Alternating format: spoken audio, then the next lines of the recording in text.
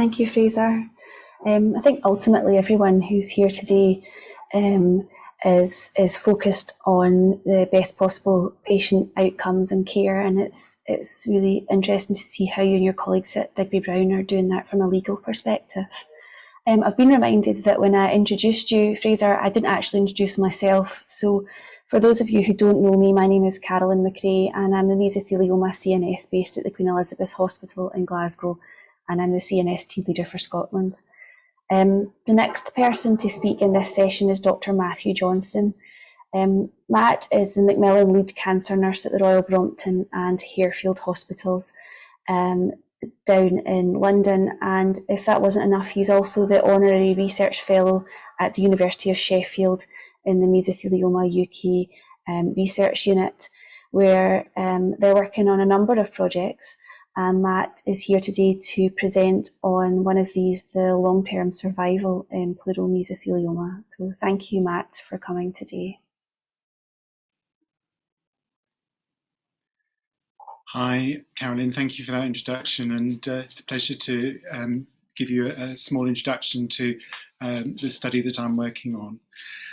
I also wanted to just mention a little bit about the Mesothelioma Research Unit at Sheffield University, just tell you a little bit about the structure and what that's doing there as well.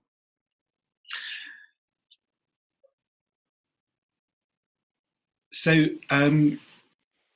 UK Research Centre was set up only in July 2020 and as is given by its name. It's funded by Mesothelioma UK to particularly focus on research about patient experience and focusing on carers' experiences and needs as well.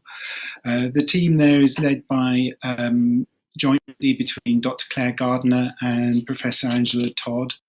There's a team of postdoctoral researchers there who work in a number of different projects. I'll just mention briefly. They've also got a couple of PhD students and a researcher, and then I work in an honorary research capacity along with Peter Allmark on this study. The centre also has developed a Mesothelioma UK advisory panel and a patient and public involvement panel, which are very key to a number of the research projects that they're running there as well. So the research centre vision really aims that can benefit patients and families. It's not focused on treatment-based research. There's lots of very skilled people doing that already. So this is very much about patient and carer experiences. But it does need to be relevant and in tune to wider research agendas as well, and hopefully support a lot of the treatment-based research that's out there as well.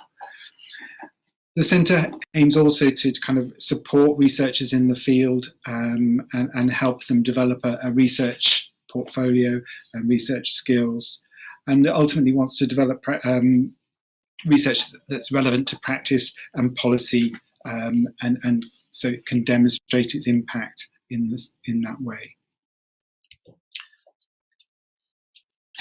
You heard about some of the studies that the team at the Mesothelioma UK Research Centre have already worked on. So things such as MIMES, which is the military experience in mesothelioma, a very significant group of patients have been in the military prior to developing this. They've also developed the Mesothelioma Asbestos Guide, which focused on the actual process of patients being given the diagnosis and came up with some practice recommendations.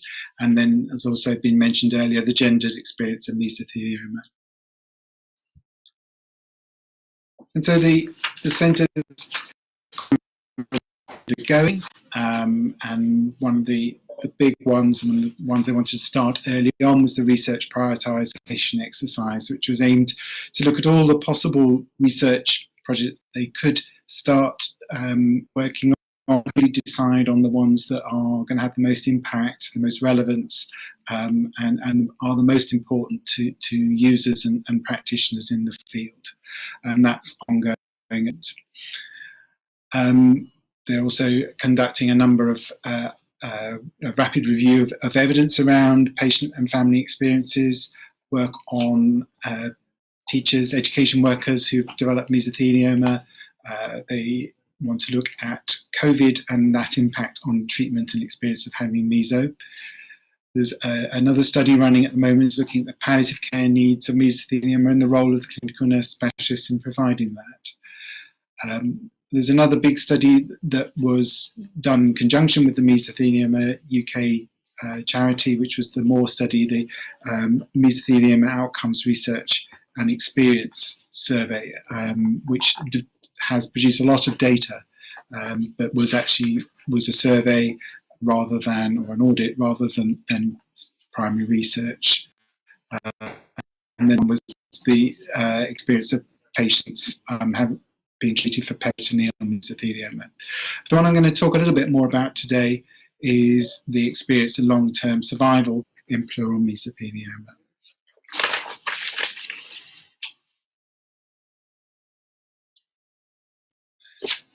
So this is my current baby, as it were, and this is funded by Mesothelioma UK from a small research grant.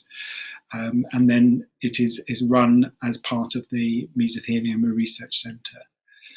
We know that, as already discussed earlier in the presentations, that mesothelioma associated often with quite a poor prognosis. But we also know a significant minority of people may go on to live for several years, if not many years. And this, we hope to see changing in the future as new treatments become available and beginning to see significant survival benefits from those. But unfortunately, there's not a lot known about this group of patients who go on to live with the condition for longer periods of time. Most of the research has been focused on the early post-diagnostic phase, and this is what this study is aimed to do.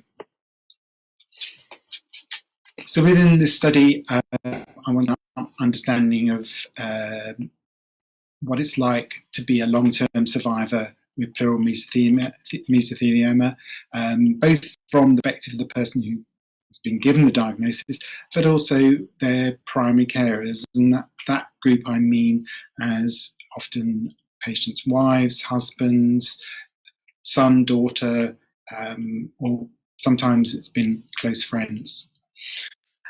And research to make some recommendations about how we can support this group better, not only for the patients that go on to survive for many years, but those who survive for maybe slightly shorter periods, but still have a different experience than those who have had immediate problems with symptoms and have problems that they need to actually get a lot of palliative care support.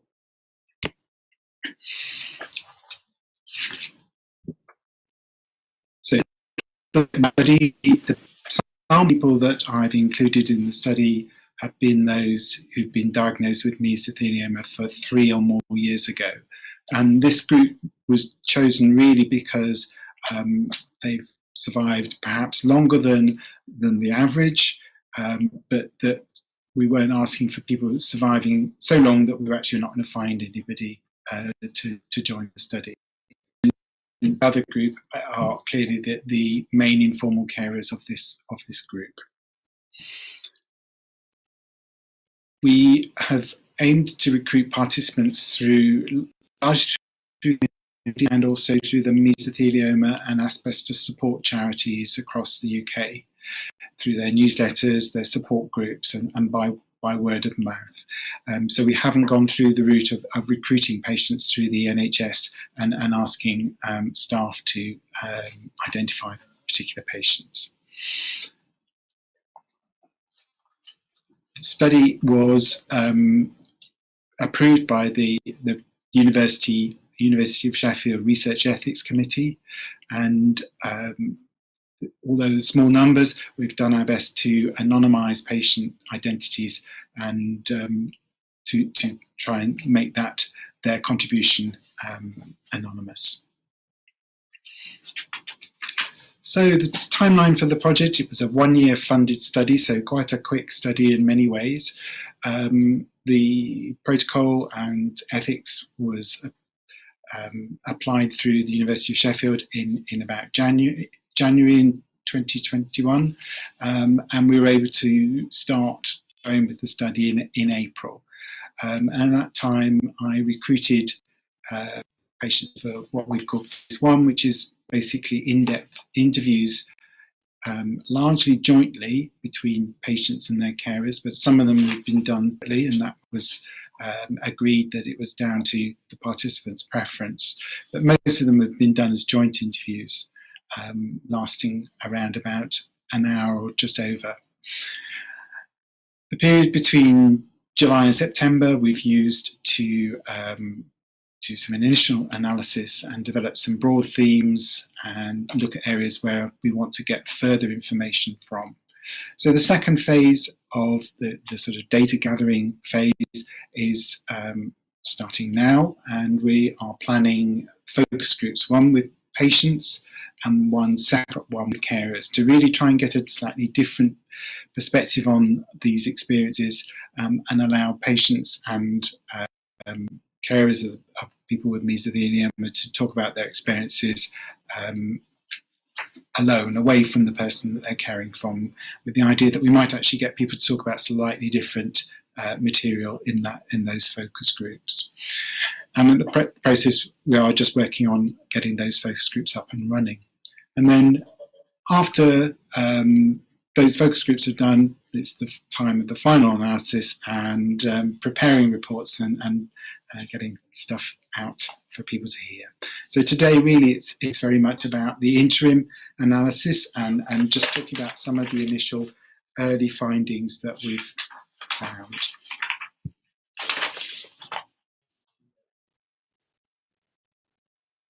So in terms of recruiting, we initially said that we were going to try and find 14 pairs of patients and carers. 15. We've actually managed to recruit 14. One patient had to drop out because they'd been admitted to hospital for a completely separate reason. 13 of the interviews were done jointly between patients. People, we managed to get an identified main carer, so wife, husband, partner, son, daughter, friend. And in one case, the person diagnosed didn't want to identify anybody, didn't feel they had somebody they'd call their carer. We've had a wide range of different participants, age range between 38 years and 79 years. Probably very surprisingly, in some respects, we've got 6 male people diagnosed with mesothelioma and 8 females, which is very much an unexpected ratio. We would expect clearly more male patients, and I think that may say something about the group that we've gone to get these views as much as anything else. People have been diagnosed between 3 and 12 years, and they had been doing a range of different occupations, and they're not all the traditional occupations you might expect. So things have included office work, teaching, a couple of teachers, and then the more traditional construction and engineering type roles. We've drawn people from across the UK, from Scotland to Devon, and actually one UK national who was living overseas as well. So I'm just looking at some of the things, and I think these are probably not particularly surprising, but the first point I wanted to talk about really was the diagnosis and along with that prognosis that was given at the beginning. I think most patients talked about their shock at their being given a poor prognosis, and most patients where they had been given prognosis, given 9 and 18 months, although some were told 3 months. One of the things that many of the participants really struggled to get their heads around was why they might be given the same prognosis as the next patient when maybe they had a very different disease, and it felt very much like a kind of blanket prognosis that was given to everybody. So a lot of the people have spent a lot of time processing and dealing with that position of exceeding that very gloomy prognosis at the beginning. And I think it's fair to say that patients use those stories of their prognosis in sometimes in quite negative ways, and they're shocked at this, but also sometimes in the positive, in quite a positive way. And just going to give you a little quote here from patient 11. There's a lady who said, I had written by somebody to say I was going to die on the 19th of June 2016. It was quite funny actually to get to that date and just see, oh, I'm still alive, you know, the next morning. I think the next big area was the access to treatment and the disparity that patients were offered different treatments and the different attitudes between centres. So I'm interested in the Scottish experience with the centralised meso-MTT and how that may actually eliminate some of that. A lot of the patients' stories were very much about the question of access treatment and also particularly to access clinical trials. So, for example, one patient talked about contacting their daughter-in-law who was a pathologist, and she sought referral to a specialist hospital, which was a centre of excellence for treating mesothelioma, based on the knowledge of that person who had inside knowledge, and they were able to access treatment that they wouldn't have perhaps if they not had that connection. I think the other thing that people really value was the importance of having good initial information, and not every patient had that, particularly stuff around information about the diagnosis and possible treatments on offer, but also to be referred on to support groups and specialist meso CNSs, and also to legal support. And one lawyer was particularly instrumental in helping patients find treatment. So she said, this is the wife of a male patient, who said the best thing that ever happened here was that the lawyer came. He was here for about 3 hours talking to us, going over everything. He told us about the oncologist, immunotherapy, how it works, and it gave you hope. And they got themselves referred on to that oncologist.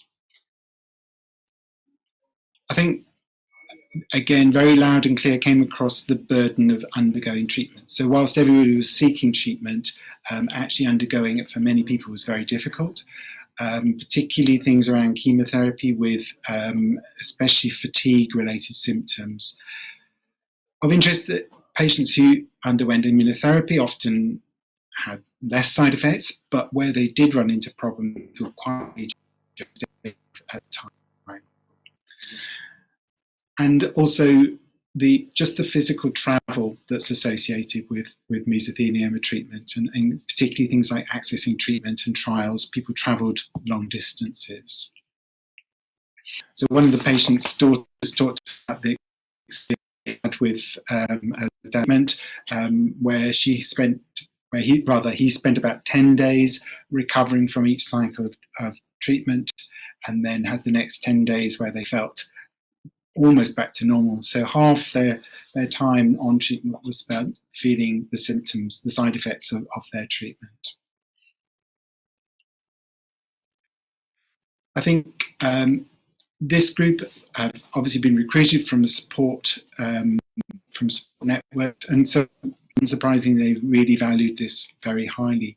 But I think it was a huge source of information for this group of patients, and then there were the mutual carer and patient and carer support they gained from it. But it did come with costs at times, and there were particularly where members, this was a huge emotional burden for some people who were involved in this.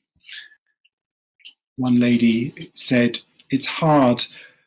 one of the first people I spoke to, he went, unfortunately he died, and someone said to me he went for the op because he saw how good I was. So I felt such a responsibility for it.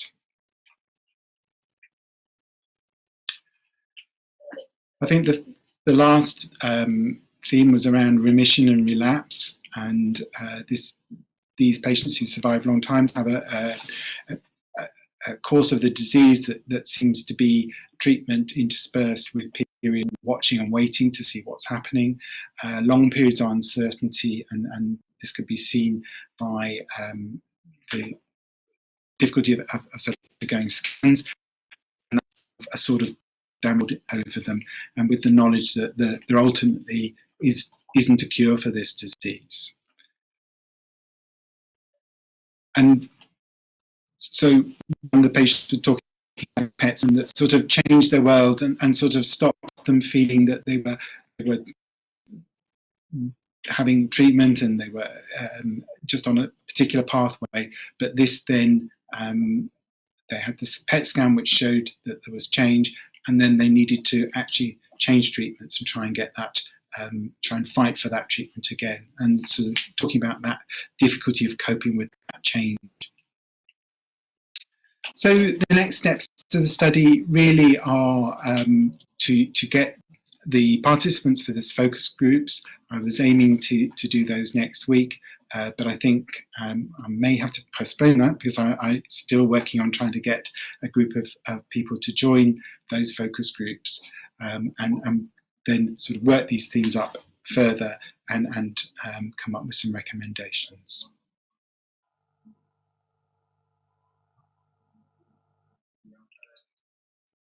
So I just wanted to really leave you with my contact details so that if there are people that anyone knows of that would like to join in the study, then that's my email address and also my mobile number. And then just to mention the Mesothelioma Research Centre again, the website, their Twitter feed, and they also have a newsletter that interested people can join up and sign up to on the website. So thank you very much for listening.